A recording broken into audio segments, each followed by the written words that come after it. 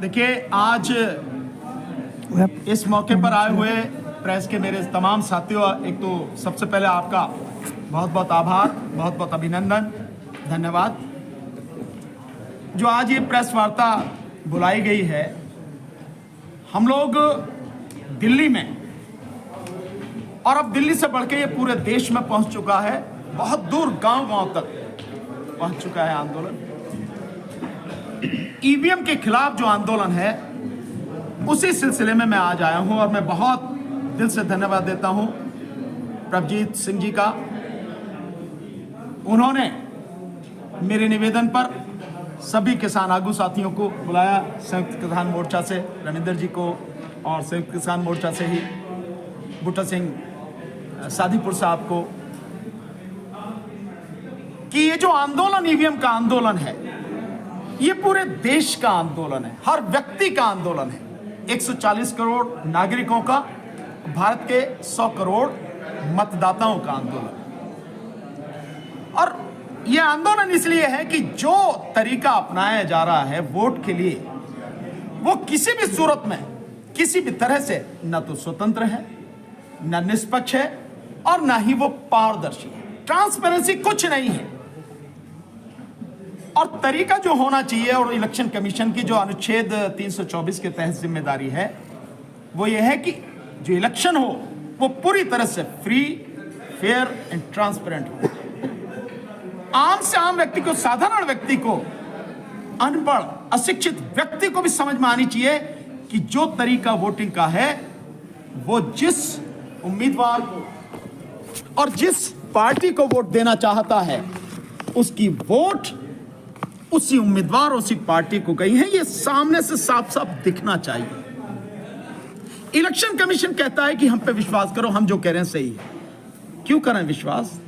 ये विश्वास का मसला ही नहीं है। जिस देश में इतनी बड़ी संख्या में सरकारी अधिकारी और कर्मचारी भ्रष्ट हो चुके हैं, अपनी नौकरी बचाने के लिए किसी भी हद तक सरकार की गुलामी कर सकते हैं, वहां किसी पर क्यों विश्वास किया जाए? विश्वास का मतलब ही नहीं है। आप व्यवस्था ऐसी रखो जो हर किसी को समझ में आए साहब, और वो बैलेट पेपर से हो। जिस मशीन का इस्तेमाल किया जा रहा है, उस मशीन में पता ही नहीं लगता कि उसने जिस पार्टी को, जिस व्यक्ति को वोट दिया है, उसको गया है। और ये बात आप देखें कि जो 8 अक्टूबर 2013 का सुप्रीम कोर्ट का एक निर्णय आया, और वो निर्णय है इलेक्शन कमीशन, सुब्रमण्यम स्वामी बनाम इलेक्शन कमीशन ऑफ इंडिया, उसमें बाकायदा पैरा नंबर 9 में ये बात कही गई है। सुब्रमण्यम स्वामी जो एमपी हैं, जो बीजेपी में, उन्होंने लिखा उस पैरे में कि बटन दबाना और लाल बत्ती का जल जाना, इसका मतलब ये नहीं है कि वोट पड़ गया। जो वोट दे रहा है, उस व्यक्ति को साफ साफ पता होनी चाहिए कि उसने जिस कैंडिडेट और जिस पार्टी को वोट दिया है, वो उसी को गया, और ये बिल्कुल फिजिकली उसे नजर आना चाहिए। ईवीएम में ऐसा कुछ भी नहीं है। तो हम उसी की लड़ाई लड़ रहे हैं। इस बार का 2024 का चुनाव हम किसी भी कीमत पर ईवीएम से नहीं होने देंगे। 2024 लोकसभा का चुनाव केवल और केवल बैलेट पेपर से होगा। उसी में, इस लड़ाई में साथ देने के लिए आज मैं यहाँ हूँ पटियाला में इस समय। अभी इसके बाद 4 बजे मेरी मीटिंग जालंधर में है, जालंधर में है, वहां पहुंचूंगा। और मैं जितने भी संयुक्त किसान मोर्चा के किसान आगू हैं, यूनियन से, सभी से, और जितने भी एडवोकेट साथी हैं, उन सबसे निवेदन करने आया हूं इस लड़ाई में साथ। सुप्रीम कोर्ट ने, जैसे आपने बताया कि ऑर्डर किया कि लाल बत्ती जल गई, इससे क्लियर नहीं होता कि वोट कहाँ गई है, लेकिन सुप्रीम कोर्ट ने उस पर पाबंदी भी नहीं लगाई। इसमें कारण क्या लगता है? इसे आगे लेके जाओगे आप? देखिए, सुप्रीम कोर्ट ने उस ऑर्डर में जो बात कही थी, वो ये कही गई थी कि भाई ईवीएम मशीन में भरोसा हासिल करने के लिए इसके साथ वीवीपैट लगाई जाए। और आप देखेंगे कि हमने अभी इसी 6 जनवरी को दिल्ली के जंतर मंतर पर बाकायदा ईवीएम में जो घोटाला होता है, किस तरह से वोट किसको दी जाती है और कहां जाती है, बाकायदा उस मशीन का, वीवीपैट जिसे कहते हैं, हमने पूरा डेमोन्स्ट्रेशन करके, प्रदर्शन करके दिखाया। आप जानते हैं उसके बाद असर क्या हुआ? उसके बाद असर यह है कि इलेक्शन कमीशन, ऐसा पहले कभी नहीं हुआ, इलेक्शन कमीशन जगह जगह देश में ईवीएम को ले जाके दिखा रहा कि आओ वोट डालो, देखो हमारी मशीन खराब नहीं है। हमारा सवाल इससे आगे है। एक पासे जब पढ़े लिखे लोग नहीं जानते कि ईवीएम मशीन कैसे काम करती है, तो इस देश में लगभग आधी आबादी जो अनपढ़ है वो कैसे जानेगी? और तरीका वही होना चाहिए कि हर कोई जाने।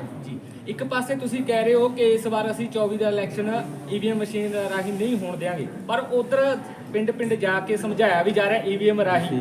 ਫਿਰ ਇਹ ਲੜਾਈ ਕਿੰਨੀ ਕੁ ਜਿਹੜੀ ਆ ਬੱਧਤਾ ਨਾਲ ਲੜੀ ਜਾਏਗੀ ਤੇ ਕਦੋਂ ਤੱਕ ਇਸ ਦਾ ਕੋਈ ਅਸਰ ਹੋਏਗਾ? ਕਿਉਂਕਿ ਇਲੈਕਸ਼ਨ ਤਾਂ ਸਿਰ ਤੇ ਆ ਗਿਆ 16, ਉਹਨਾਂ ਨੇ ਜਿਹੜਾ ਅਪ੍ਰੈਲ ਆ ਉਹਦੀ ਇੱਕ ਡੇਟ ਵੀ ਜਿਹੜੀ ਆਪਣੇ ਅਧਿਕਾਰੀਆਂ ਨੂੰ ਦਿੱਤੀ ਸੀ, ਉਹ ਵੀ ਸਾਹਮਣੇ ਆ ਗਈ। देखिए, मुझे नहीं पता कि ये डेट आपको कहां से मिली है, ये तो अपनी जगह है बात। अभी इलेक्शन कमीशन की तरफ से तो कोई डिसाइड नहीं है। और दूसरी जो बात है कि हम कहां तक लड़ाई जाएंगे। मशीन को रोकना केवल 1 मिनट का काम है कि इससे नहीं होगा, बैलेट पेपर से होगा। मशीनों की तैयारी के लिए सालों लगते हैं। मशीनें बनती हैं, आती हैं, फिर अलग अलग जगह जाती हैं, फिर उनको तरीके से जो है जो भी उन्हें करना होता है वो करते हैं। ये सारी प्रक्रिया होती है। बैलेट पेपर बनने में कितना समय लगता है? कब बनता है बैलेट पेपर? बैलेट पेपर बनता है जिस दिन नाम वापस लेने की आखिरी तारीख होती है 3 बजे, और उसके बाद जो सभी जो कैंडिडेट हर कॉन्स्टिट्यूंसी में होते हैं उनको सिंबल अलॉट कर दिया जाता है।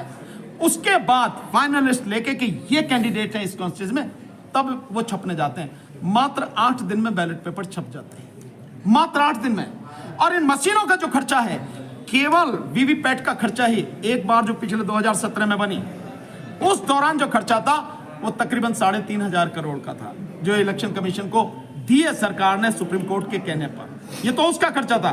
ईवीएम का खर्चा वो अलग बात, इसकी नहीं है। खर्चा कितना ही भी हो, समय कितना ही भी लगे, लेकिन देश के संविधान के अनुसार free, fair and transparent election कराने के लिए और पारदर्शी चुनाव के लिए, लोकतंत्र को बनाए रखने के लिए जरूरी यह है कि सब कुछ शीशे की तरह साफ हो, कहीं कुछ धुंधला ना हो।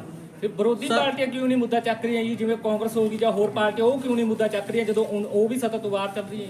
देखिए, हमारी बात सबसे है। अभी जैसे हमने 6 तारीख का प्रोग्राम किया, तो हमने सबको, जो इंडिया गठबंधन में मुख्य पार्टियां हैं, बाकायदा हमने ईमेल के माध्यम से हमने उनको लेटर भेजा कि इस लड़ाई में आप भी आइए। हम अभी भी लगातार कोशिश कर रहे हैं। अब उनसे फिजिकली भी हम जाके बात कर रहे हैं, उनके ऑफिस में जाके, क्योंकि ये मुद्दा तो सबका है। सबसे ज्यादा मैंने तो कहा, दिग्विजय सिंह जी जो आए थे, अभी एक मीटिंग हुई थी हमारी, उस मीटिंग से पहले वहां पे नॉर्थ एवेन्यू में, तो मैंने उनको कहा कि सबसे बड़ा नुकसान तो कांग्रेस को हुआ है, तो कांग्रेस को सामने आना चाहिए इस मुद्दे को लेकर। जीता हुआ इलेक्शन आपके हाथ से छीन लिया गया, तो आप कहेंगे, और अगर देश तबाह होता है तो कांग्रेस भी गुनहगार होगी, सभी पार्टियां गुनहगार होंगी, तो उन्हें आना पड़ेगा। मुझे विश्वास है इस लड़ाई में देर सवेर वो सब आएंगी, पर ये आंदोलन जन आंदोलन बनना चाहिए, और मैं जानता हूं ये जन आंदोलन बनेगा। मैं एक इसमें आपको बताना चाहता हूं क्यों मैं ये बात कह रहा हूं इतने विश्वास के साथ। आज मैं आया हूं तो आप सबको देख रहे हैं, संयुक्त किसान मोर्चा के जो आगू हैं आज हमारे साथ बैठे हैं इस मीटिंग में।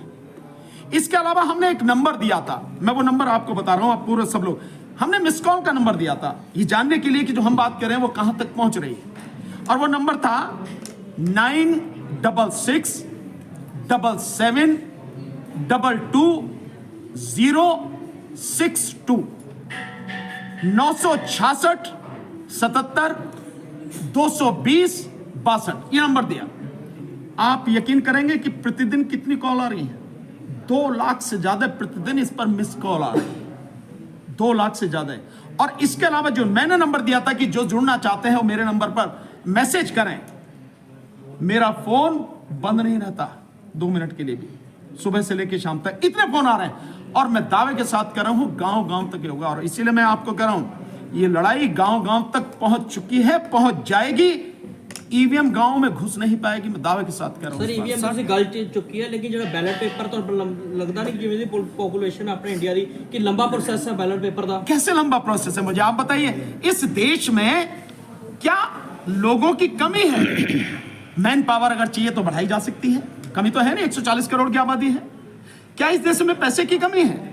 जब इस देश के प्रधानमंत्री पर प्रतिदिन 43 से 45 करोड़ रुपए केवल उसके प्रचार पर खर्च होते हैं, तो पैसे की कमी है? नहीं, कोई पैसे की कमी नहीं है। इसके अलावा अगर डेमोक्रेसी को बरकरार रखने के लिए, संविधान को बचाने के लिए काउंटिंग में 2 से 4 दिन और लग जाते हैं तो क्या फर्क पड़ता? हालांकि इतने लगेंगे नहीं। मैं आपको इसका उदाहरण बताता हूं। ये बात जब आई कि भाई वीवीपैट की पर्चियों की गिनती होनी चाहिए, तो चुनाव आयोग की तरफ से क्या उत्तर दिया गया था सुप्रीम कोर्ट में? उसने कहा था इसमें थोड़ा सा खर्चा होगा, हमें इंतजाम थोड़ा बड़ा करना पड़ेगा और 4 से 5-6 दिन और लगेंगे। एक देश को, इतना बड़ा देश, दो मदर ऑफ डेमोक्रेसी कहा जाता है, उस देश में डेमोक्रेसी को बचाने के लिए क्या ये बहुत बड़ी कीमत है?